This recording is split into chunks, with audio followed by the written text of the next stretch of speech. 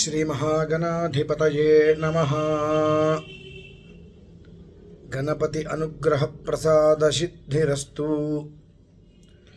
మనకు కొన్ని రోజులుగా కొంతమంది నుంచి వినేటువంటి ఫోన్ కాల్స్, చాలా రకాల ప్రశ్నలు, అనేక ప్రశ్నలకు సరియగు సమాధానంగా ఈ వీడియో చేయటం జరుగుతుంది. ఏమిటి అనంటే, మన ఇంట్లోకి ఏ దేవత అయితే ప్రవేశిస్తుందో ఆ ప్రవేశించినటువంటి దేవత ఏ రకంగా బయటకి పంపేటువంటి ప్రయత్నం చేయాలి అనేటువంటి విషయమై ఈ వీడియో. మనం నిరంతరము కూడా అనుకుంటూ ఉంటాం, ఈ సమస్యలేమిటి, ఈ కష్టాలేమిటి, ఈ దరిద్రమేమిటి, జీవితం ఏమిటి, ఇందులోంచి మనం బయటపడలేమా, ఏ రకంగా మనం బయటపడగలము అనేటువంటిది అనేక రకాలుగా మనం అనుకుంటూనే ఉంటాం.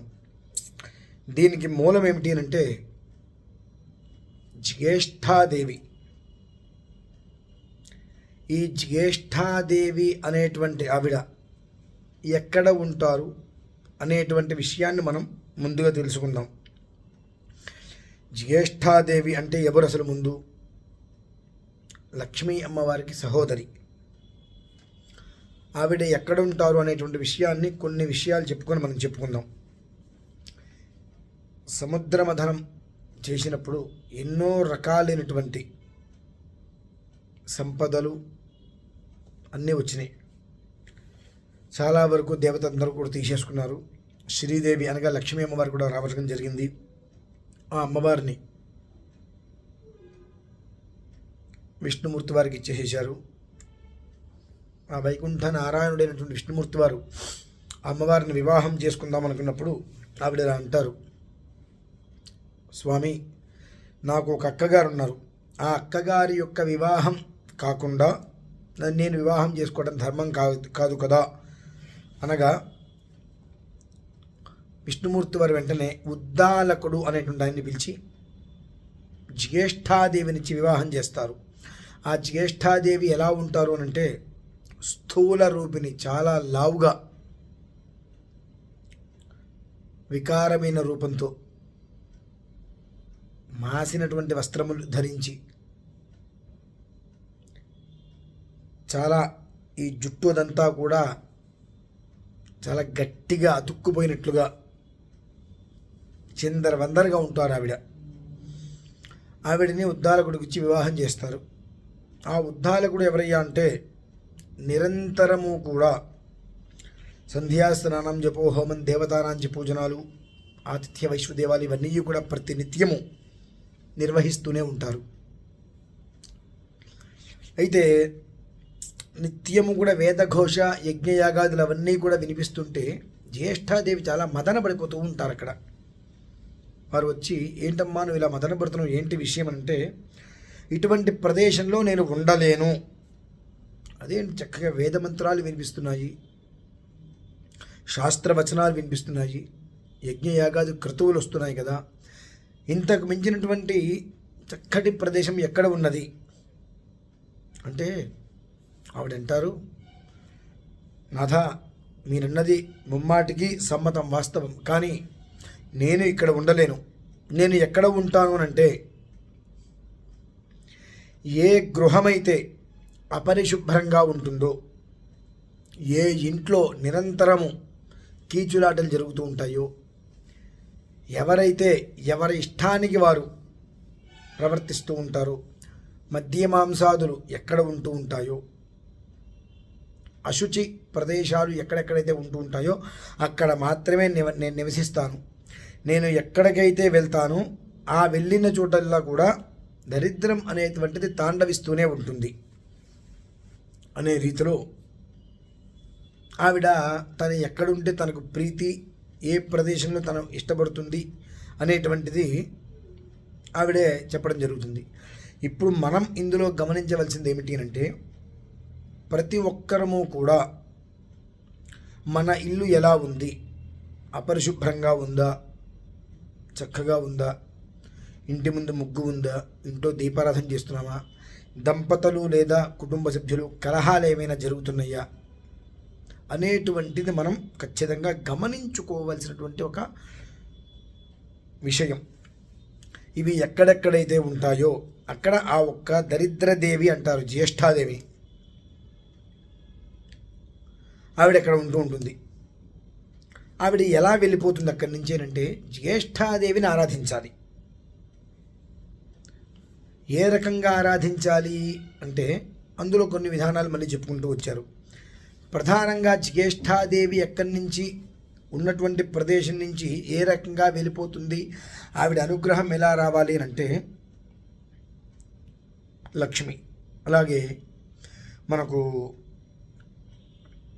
అష్టాదశ శక్తి పీఠాలు అని చెప్పి మనం వింటూనే ఉంటాం. మొత్తం 18 శక్తి పీఠాలు. ఆ 18 శక్తి పీఠాలను ఏకకాలంలో ఆరాధన చేయగలగాలి. గణపతిని, అమ్మవారిని, ఈశ్వరుణ్ణి ప్రధానంగా ఉంచి అష్టాదశ శక్తిపీఠాది దేవతలందరినీ కూడా ఆవాహన చేసి ఆరాధన చేసినట్లయితే ఏ ఏ ఇంట్లో ఈ జ్యేష్ఠాదేవి నిలిచి ఉంటుందో ఆ ఇంటి నుంచి ఆవిడ వెళ్ళిపోతుంది. ఈ విధానాన్ని ఎప్పుడు అనుసరించాలి అంటే ఎప్పుడైనా సరే జ్యేష్ఠ నక్షత్రం శనివారంతో కనుక కూడి వచ్చినట్లయితే ఆ రోజు చాలా విశేషం అని కూడా చెప్పబడింది. అందులోనూ పౌష్యస్థితం అంటే పుష్యమాసం. పుష్యము అనగానే పుష్యమి అని అంటాం కదా నక్షత్రం. ఆ పుష్యము అనగానే శనికి చాలా ఇష్టమైనటువంటిది మాసం పుష్యమాసం. దీన్నే మనం ధనుర్మాసం కూడా అంటుంటాము. ఇదే మాసంలోనే మనకు మకర సంక్రాంతి కూడా వస్తుంది.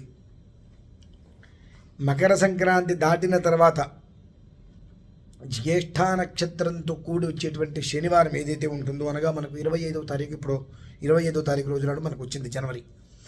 ఆ 25వ తారీఖు రోజు నాడు జ్యేష్ఠ నక్షత్రంతో కూడి వచ్చినటువంటి శనివారం రోజు నాడు ఈ ఒక్క గణపతిని, అమ్మవారిని, ఈశ్వరుని ప్రధానంగా ఉంచి అష్టాదశ శక్తిపీఠాది దేవతలందరినీ కూడా ఆవాహన చేసి వాళ్ళందరినీ విడిగా అర్చన కనుక చేసినట్లయితే మనకు ఈ దరిద్ర దేవతకి మూలంగా చెప్పబడుతున్నటువంటి జ్యేష్ఠాదేవి నుంచి మనం విముక్తులం అనేటువంటిది అవుతాము. జ్యేష్ఠాదేవి నుంచి మనం విముక్తులం అవ్వాలి అంటే ఈ ప్రకరణ చాలా అవసరం. ఖచ్చితంగా జనవరి 25 జ్యేష్ఠ నక్షత్రంతో కూడుకొని వచ్చినటువంటి స్థిరవారం అనగా శనివారం. ప్రతి ఒక్కరూ మీ గృహం, మీ యొక్క ఇంటిలో లేదా ఒక దేవాలయంలో లేదా మనం నిర్వహించేటువంటి దాంట్లో అయినా సరే ప్రత్యక్షంగా లేక పరోక్షంగా పాల్గొని ఎందుకు ఏ కారణం చేత ఆ దరిద్ర దేవత అయినటువంటి ఆవిడ మన ఇంట్లోకి వచ్చిందో అదే ద్వారం నుంచి ఆవిడ బయటికి పంపించేటువంటి మార్గం ఇది ఒకటి. కనుక ప్రతి ఒక్కరూ కూడా ఈ యొక్క అవకాశాన్ని సద్వినియోగం చేసుకొని మన కుటుంబంలో ఉన్నటువంటి ప్రతి ఒక్క కలహం నుంచి మనం బయటపడాలి. ఆ మాట మన పరిసరాలలో ఎప్పుడూ వినవద్దు అనుకున్న ప్రతి ఒక్కరూ కూడా ఈ యొక్క జ్యేష్ఠ నక్షత్రంతో వచ్చినటువంటి శనివారం ఏదైతే కనుక మనకి 25వ తారీఖు జనవరి ఉన్నదో దాన్ని చక్కగా సద్వినియోగం చేసుకోండి. ఏ పరిస్థితులలో కూడా ఆ ఒక్క సదవకాశాన్ని దుర్వినియోగం చేసుకోవద్దు. యోగోధ్యానం సదా సాంఖ్యం విద్యా శిల్పాధికర్మచ. ఎన్నో సంవత్సరాలుగా మనం ఒక చక్కటి సుదినం కోసం ఎదురు చూస్తూనే ఉన్నాం. మన గృహమునందు వచ్చేటువంటి సమస్యలు ఎందుచేత వస్తున్నాయని అర్థం కాదు. ఆ జ్యేష్ఠాదేవి ఎక్కడైతే అడుగు పెడుతుందో అడుగుపెట్టిన రోజు నుంచి మొదలు వారికి విపరీతమైన బద్ధకం, ఏ పనులు కాకపోవటం, మందగమనం, చాలా నిదానంగా నడవటం, ప్రతి ఒక్క పని యందు కూడా అచేతనం, నీరసం, నిస్పృహ, విసుగు, చికాకు, చిరాకు ఇది లేదు అనేటువంటి లేని అవలక్షణాలన్నీ కూడా మూర్తీభవిస్తాయి, అక్కడ తాండవిస్తూ ఉంటాయి. ఆవిడక్కడ హాహాహా అనుకుంటూ ఆనందంగా పరవశించిపోతూ ఉంటుంది. ఎప్పుడైతే మనం గణపతిని, ఈశ్వరుణ్ణి, అమ్మవారిని ప్రధానంగా ఉంచి అష్టాదశ శక్తిపీఠ మహాశక్తి పీఠార్చన అనేటువంటిది సంపూర్ణంగా పూర్తి చేస్తాము అనగా సుమారుగా అది మొదలుపెట్టిన తర్వాత దగ్గరగా 8 నుంచి 9 గంటల క్రతువు జరుగుతుంది. జరగాలి దాని ఒక విధానం. దాన్ని పూర్తి చేసుకొని దానికి సంబంధించిన రక్షలు ఉంటాయి, అవి మన దగ్గర పెట్టుకోగలిగితే ఏ ఇంట్లో అయితే కనుక ఆ పూజ అనంతరం వచ్చేటువంటి రక్షలు ఉంటాయో ఆ ఇంట్లోకి ఇంకా ఎప్పటికీ కూడా దరిద్ర దేవత అనేటువంటిది తొంగి చూసే ప్రసక్తే లేకుండా ఒక వజ్ర కవచము వలె ఈ దేవతలందరూ కూడా మన గృహం నందు స్థిర నివాసమై ఉంటారు. కనుక ఇటువంటి చక్కటి మహత్తరమైనటువంటి సదవకాశాన్ని ఏ ఒక్కరూ కూడా జారి విడుచుకోకుండా చక్కగా ఆ అష్టాదశ శక్తి పీఠ మహాశక్తి పీఠార్చనను పరిపూర్ణంగా నిర్వహించుకొని ఆ అమ్మవారికి అనుగ్రహంతో సుఖంగా క్షేమంగా ఉండాలని కోరుకుంటూ సెలవు తీసుకుంటున్నాను. ఓం శ్రీ మహాగణాధిపతయే నమో నమః. సర్వే జనా సుఖినో భవంతు. స్వస్తి.